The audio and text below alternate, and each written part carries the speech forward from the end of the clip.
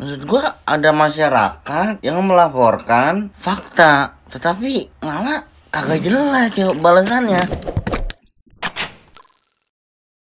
TikTokers Aubimax dilaporkan karena kritik Lampung. Ada 4 kritik yang diutarakan sama Bima, yaitu tentang infrastruktur yang terbatas dan banyak proyek yang terbengkalai, sistem pendidikan yang lemah karena adanya kecurangan, korupsi dan birokrasi yang gak efisien, dan ketergantungan sama sektor pertanian. Di caption, Bima juga bilang kalau warga Lampung yang waras, berilmu dan beradab gak akan tinggal diam di kampung halamannya. Jadi Bima ini adalah orang Indonesia yang lagi kuliah di Australia. Sebelumnya dia juga pernah kuliah di Malaysia. Nah, ada seorang advokat di Lampung bernama Ginda Ansori Waika yang melaporkan Bima terkait kritik yang Bima sampaikan dengan tujuan membuat efek jerak. Tanggapan Bima sendiri simpel. Dia malah mengupload video dengan keterangan bahwa dia mendapatkan visa protection dari Australia. Oh iya, si lawyer yang laporin Bima ini bilang kalau opini Bima menyesatkan dan gak riset dulu. Yang gak riset Bima atau si lawyernya ini ya? Yakin Pak, udah bener. Itu masyarakat Lampung yang mengkritik kota asalnya sendiri gitu. Bukannya diapresiasi, mengkritik malah dilapor. Kasih kata-kata Dut buat ini Dut. Sorry nih Pak nih ya, sekedar saran aja. Daripada repot-repot nangkep tuh orang yang lagi ada di Australia dan gak ketangkap ujung-ujungnya, mending introspeksi diri tuh pemerintahannya gitu loh. Saran aja nih banyak saran. Jalanannya dibenerin, sistem pendidikan dibenerin gitu Pak. Daripada capek-capek nangkep kan gitu. Inilah bukti pendidikan tinggi anti kritik. Nggak tahu dia lulusan mana, nembak kali guys ijazahnya. Apa dia di dalam benaknya ya? Seharusnya kalau kayak gitu kan kayak mikir gitu, maksudnya oh iya ya, apa gua ngelaporin ya. Kadang logika yang gak masuk akal itu bakalan terjadi sama orang-orang yang kagak jelas guys. Seperti ini contohnya nggak jelas. Maksud gua ada masyarakat yang melaporkan fakta, tetapi malah kagak jelas balasannya. Seharusnya oke siap, pasti akan benerin semuanya jalannya. Aku akan tindak semua korupsi dan lain-lain. Kocak gaming guys. Setelah gue cek kontennya Bima yang bahas tentang Lampung itu ya, isinya memang faktual sesuai lapangan, apa yang terjadi di lapangan, pengalaman dia secara pribadi, dan gak ada sama sekali merendahkan suku Lampung ya. Yang gue lihat malah kayaknya bapak-bapak ini jadi salah satu oknum lawyer yang kerjanya tuh nyari masalah, ngelapor-laporin orang biar viral, biar nama firma hukumnya tuh wangi gitu, biar nama firma hukumnya tuh dikenal sama orang-orang, tapi lewat jalur yang kayak gini. Sering kan kalian lihat oknum lawyer yang gak jelas, nih orang gak ada salah tiba-tiba dilaporin kayak gitu. Padahal ya kalau mereka sadar, walaupun nama firma hukum mereka viral, masuk ke pemberitaan sana sini, dikenal karena ngelaporin kasusnya gitu atau gimana, tetap aja nama firma hukumnya jadi jelek. Karena ngelaporin hal-hal yang sepele ataupun ngelaporin hal-hal yang sebenarnya nggak salah disalah-salahin. Udah paling bener lu BIM di Australia, nggak usah lu di Indonesia terus diginiin. Gue juga pernah punya pengalaman kayak lu sih dulu, dilapor-laporin ke polisi padahal gue nggak salah apa-apa. Waktu itu dilaporin juga sama transpuan dari Bali, gue inget banget tuh tahun 2021 kalau nggak salah. Ujung-ujungnya laporan dia juga nggak bisa diterima gitu. Pokoknya siapapun buat teman-teman yang berani untuk speak up dan kritik, keep it up selama nggak melanggar hukum. Kalau misalnya ada orang-orang yang coba-coba laporin kalian ke polisi padahal kalian bener ya, berani aja, nggak perlu takut. Soalnya pola-pola yang oknum lawyer yang kayak gini nih kelakuannya nih ya, itu lagi banyak sekarang. Semangat semuanya, semangat juga buat Bima. Bapak Ginda Ansori ini tetap kekeh untuk mempermasalahkan Bima ke pihak berwajib sampai mau dibawa ke kedubes Australia biar protection visanya nggak bisa diajuin oleh Bima. Dari sini aja udah kelihatan Pak, sikap Bapak di sini itu udah abuse of power banget.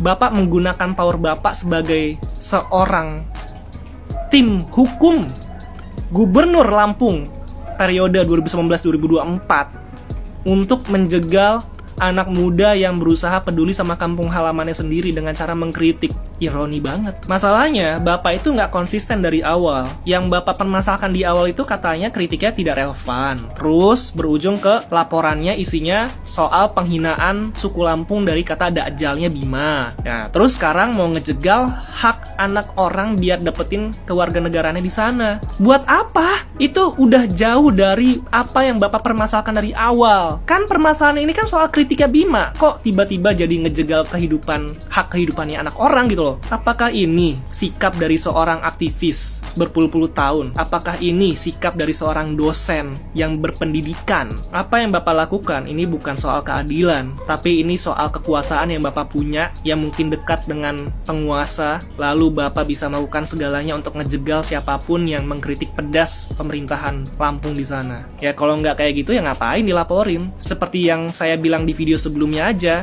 debatin aja, kasih argumen dan fakta-fakta yang Bapak punya, jadi ada pro dan kontra dari kritiknya Bima. Itu sah-sah aja. Tapi ini malah main lapor-lapor aja ke pihak berwajib. Mana ada gitu seorang aktivis abuse of power kayak gini, nggak ada ceritanya. Jadi nggak usah mengklaim diri sebagai seorang aktivis kalau masih kayak gini cara mainnya. Dibandingkan dengan seorang aktivis, Bapak ini lebih kelihatan kayak seorang buzzer. Kelihatan ya Pak, bukan saya ngejudge Bapak sebagai seorang buzzer ya. Itu dua konteks yang berbeda loh Pak ya. Jangan malah nanti dipelintir. Lagi pula, semenakutkan apa sih kritiknya Bima? Takut banget investor nggak mau datang ke Lampung gitu. Lagian juga apa yang mau diinvestasikan ke Lampung? Mega proyek kota baru aja mangkir. Infrastrukturnya aja masih terbengkalai. Masih mau ngarep investor. Wah, panik kan lu? Panik dong. Kebongkar semua rahasia-rahasianya pemerintah Lampung. Tapi nggak apa-apa Pak, Bapak sendiri, seluruh warga tetap membela. Ingat, kekuatan netizen itu lebih tajam daripada silet. Udah tahu tuh si siapa? Bapaknya si ini, Dandi, tuh udah masuk KPK. Lu mah gampang dimasukinnya. Nih warga-warga udah warga Lampung udah banyak speak up nih. Tinggal lu nih dijoblosin. Gak usah sok berani. Kelihatan dari muka lu udah panik. Oke, standby. Mungkin dalam waktu 1 bulan kali ya bakal ada panggilan dari KPK karena mungkin lagi sedang diprogram. Jadi sabar. Oke. Lu sendirian anjing. Rambut Dajjal. Kayak gini rambut Dajjal itu kribo. Nah, rambut saya itu kan rambut Dajjal, ini minta dipotong karena sudah ya keterlaluan panjangnya kan. Ya, seperti itulah Pak. Itu adalah ungkapan konotasi. Jadi, kalau Bapak mempermasalahkan hal tersebut, sebenarnya malu dengan pangkat Bapak. Maaf nih Pak, pangkat Bapak ada dosennya, gelar dosen loh. Hati-hati loh Pak, Anda seorang aktivis. Masa nggak bisa membedakan mana kalimat menghina, mana kalimat konotasi. Iya, rambut saya ini rambut Dajjal nih ya. Nah, Woi Bima, mentang-mentang udah kuliah ke luar negeri kok malah ngehina daerah asal sendiri. Mungkin itu yang ada di benak mereka yang melaporkan Bima setelah merasa tenggelam di lautan fakta ketika melihat presentasi Bima tentang alasan Lampung nggak maju-maju. Kenapa? Bakal ngira gue malah kontra sama kritik yang disampaikan Bima? Enggak lah, kena loh. Bima jelasin alasannya mulai dari buruknya infrastruktur, menjamurnya kasus korupsi dan suap, lemahnya sistem pendidikan. Ketua DPRD Lampung katanya enggan memberikan tanggapan, pengennya langsung buktiin secara aksi nyata katanya. Pak, udah tinggal 1 tahun lagi masa jabatan, tapi kok poin-poin yang Bima jabarkan turut dibuktikan oleh warga Lampung sendiri yang merekam kondisi real jalanan yang rusak di Lampung. Ya, jalanan yang rawan kecelakaan dan pembegalan karena tidak ada satupun lampu yang menerangi. Kasus korupsi pejabat hingga suap di salah satu kampus ternama untuk menitipkan nama calon maba. Apa yang mau dibuktikan, Pak? Bukti kalau semua poin yang dijabarin Bima itu benar. Belum lagi soal advokat asal Lampung yang laporin Bima karena katanya memperburuk citra Lampung. Malahan menurut gua, Bima itu sayang kebangetan sama daerah asalnya walaupun merantau di luar negeri tetapi tetap perhatian. Aneh banget malah dilaporin.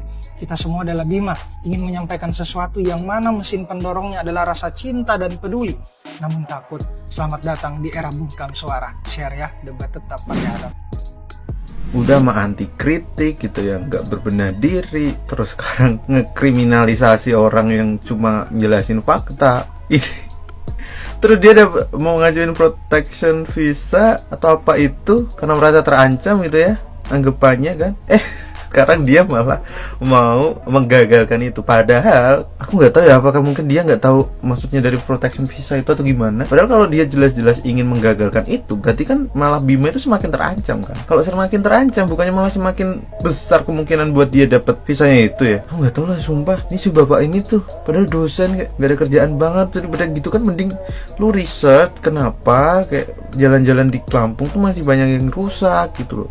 rusaknya aja kalau lihat di TikTok di FYP ku yang seliweran tuh ngeri loh. Aku yang selalu mikir kalau jalan di sebelah rumahku itu udah paling jelek gitu ya, bahkan sampai orang Jogja tuh kalau masuk ke Magelang lewat jalan deket rumah gitu pada mikir itu pasti udah Magelang karena jalan jelek kayak gitu. Gue sampai mikir itu udah jalan terjelek, ternyata lihat di FYP ku jalan-jalan di Lampung itu gila banget, itu udah bukan jalan lagi, itu bahkan sungai kering pun bukan lagi, itu mah udah kayak danau-danau kecil anjir, parah.